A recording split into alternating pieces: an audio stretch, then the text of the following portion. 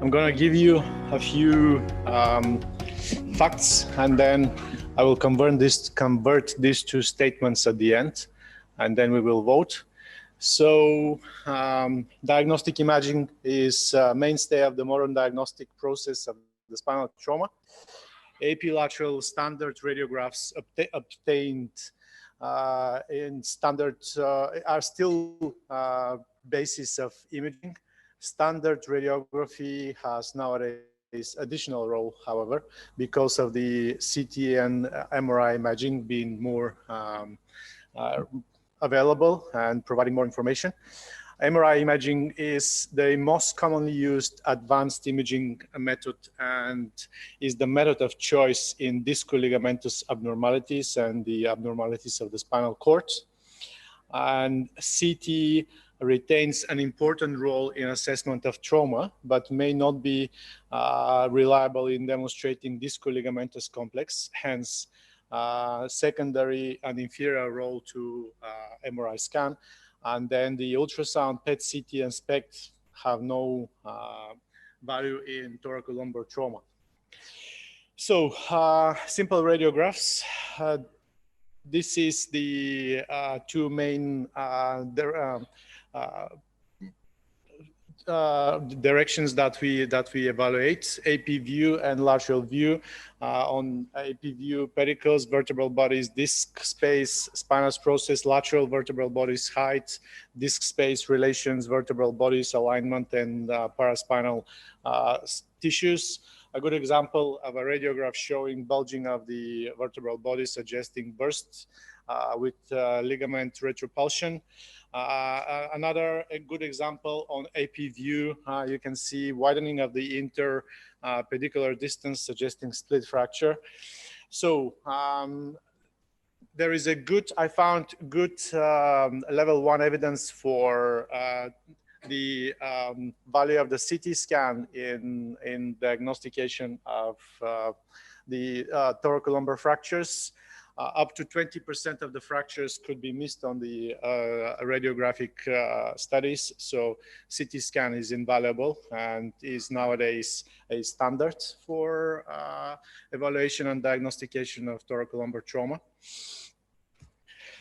CT scan positivities include excellent bone acquisition, good for evaluation of bony dimensions and also the spinal canal. It can pick up subtle fractures. It has short time of acquisition. It has excellent 3D reconstruction. Bone window and soft tissue windows are improved, but still not great comparing to MRI scan. The drawbacks, still not good for soft tissue acquisition, not reliable in ligamentous injuries, a relatively high cost if compared to simple radiographs, and it has radiation. A good example of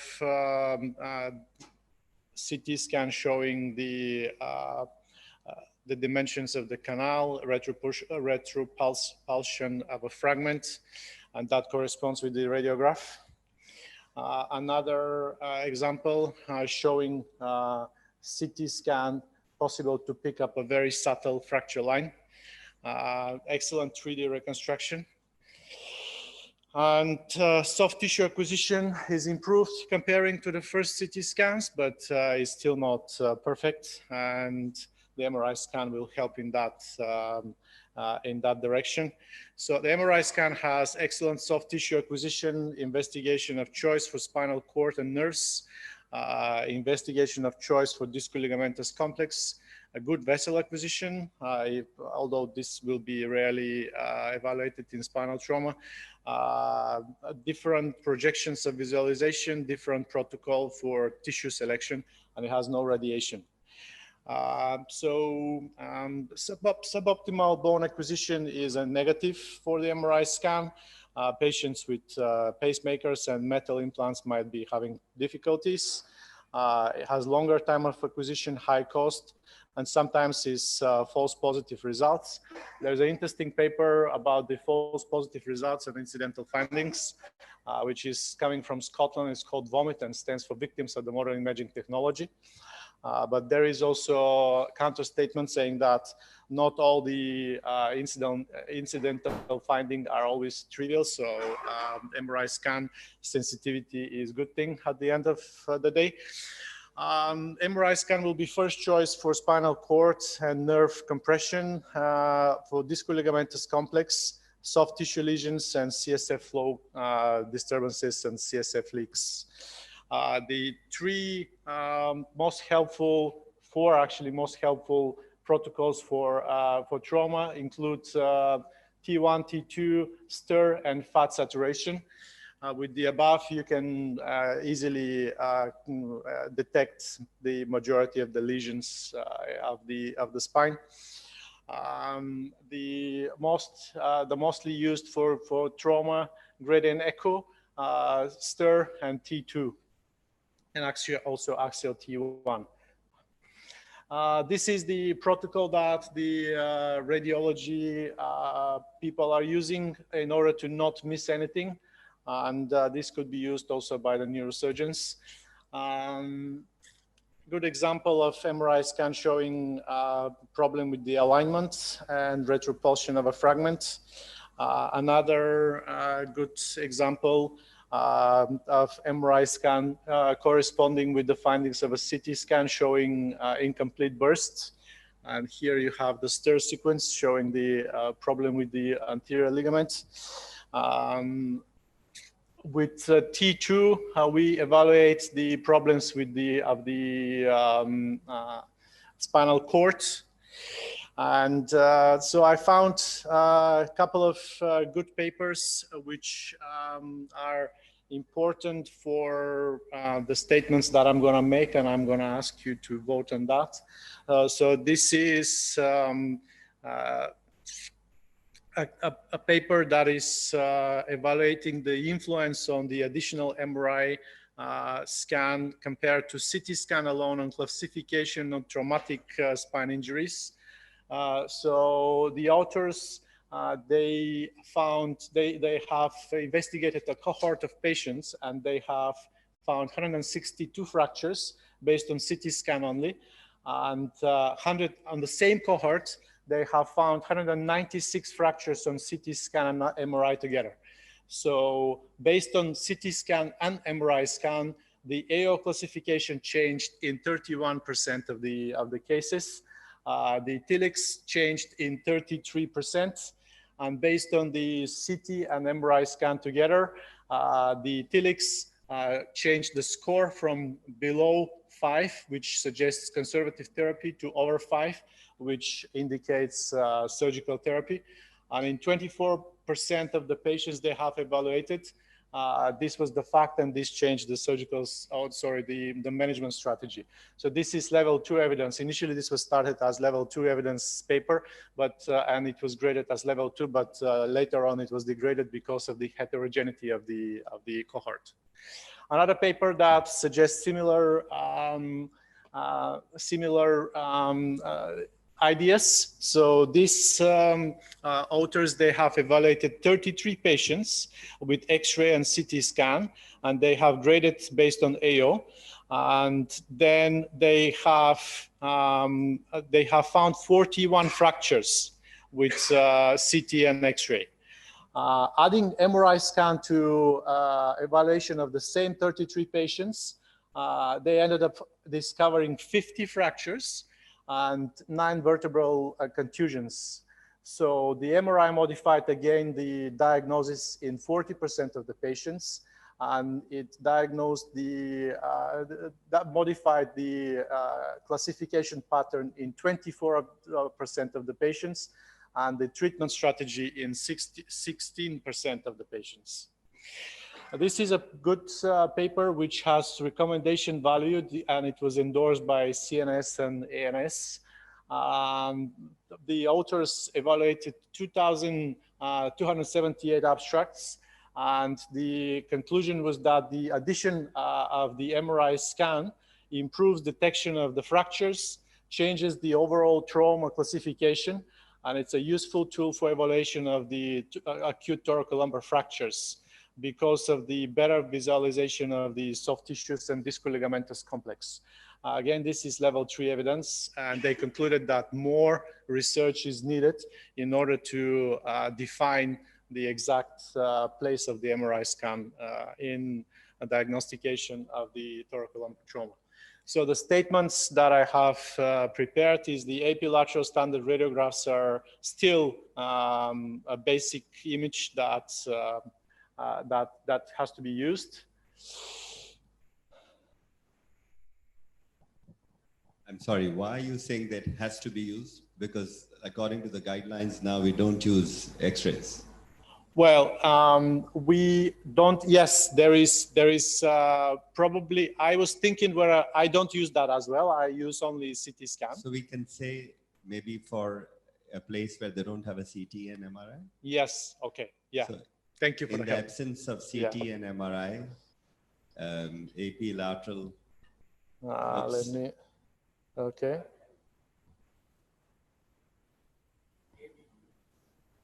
So you can start the statement in the absence of.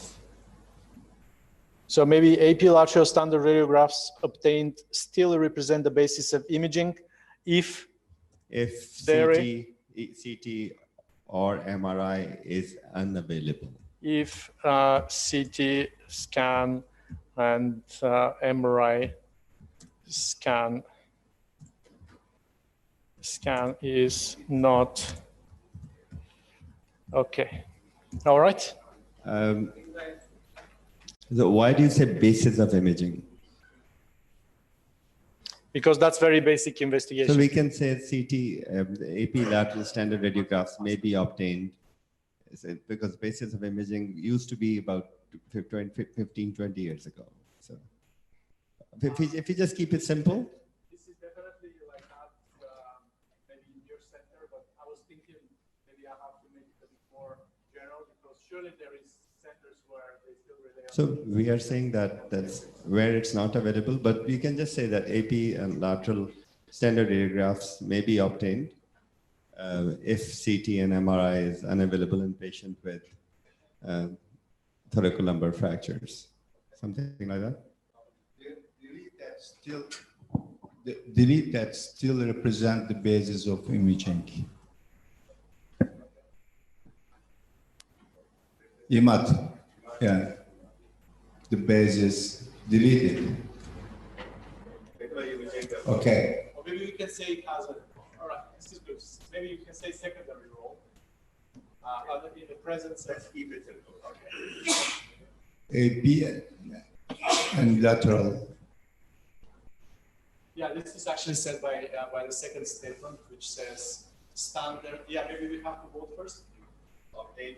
So there's a comma.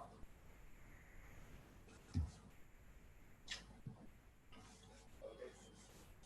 Are you going to say that every sentence for thoracolumbar fracture, or should we leave it like that? For every sentence. Or we have the thoracolumbar fracture.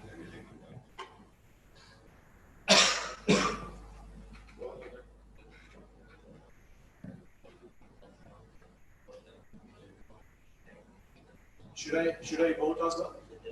Yes. The basis of sending the patient for the CT and MRI. On the basis of that, it would be the burden of and the. We may not have a trouser to wear, but that's a standard that you wear a trouser. So if you don't have it, you wear a pajama or maybe shorts or whatever you have. But so we say that the standard of care is CT and MRI and a thoracolumbar fracture if you're suspecting it. But if you don't have that, then X-ray used to be done before. So we are just having the sentence just for that underdeveloped, maybe a small town, a village, a small place.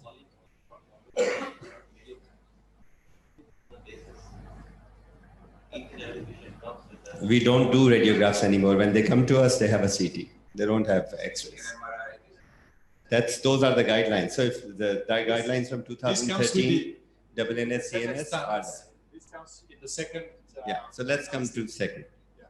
In fact, when we practice in the US, anybody who gets a head CT gets a C-spine CT. Yeah, with that standard. It's a routine. Yeah. It's a false one. Should be the same. Let's go to 2. Okay. So standard radiography has nowadays an additional role because of the CT and MRI imaging more easily provide relevant information. I think now one or two maybe are slightly over. What do you mean by that? I mean that exactly what you said. It's best to wear pants, but if you don't have pants, you wear pajama. So shall we write that? Pants and pajama? I don't know. Maybe not good for work. We need to vote on that. Yeah, actually, we can just delete this. The question 2 will be deleted. To be honest, I was trying to create something that is, state of the art, but on the other hand, just to try to include the rural hospital in, I don't know what, somewhere out there. I think that's go to 2. Okay. You want to read that for us? Okay, CT retains an important role in assessment of trauma, but may not reliably demonstrate distal ligamentous complex. Hence, MRI addition should be considered. Yes. I will change may to can.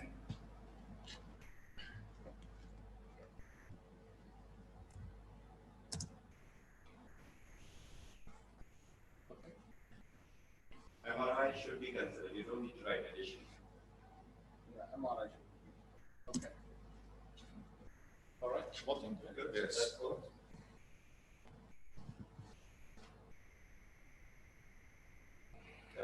And then the third, MRI imaging is the most commonly used advanced imaging method and is a method of choice in distal ligamentous abnormalities and abnormalities of the spinal cord and others. CSF leak or vascular problem that is, let's say, dissection blood clot or blood clot. Yeah. Absolutely right. You want to specify it or you want to leave it at that? I think we should specify and then we will just say anomalies of the spine, because that CSF leak, trauma, or all of that. It could be related to trauma. Okay. Yeah. And other pathologies Of the spine. related to Yeah, to spinal trauma. Spinal trauma. And other? And other pathologies. and other pathologies.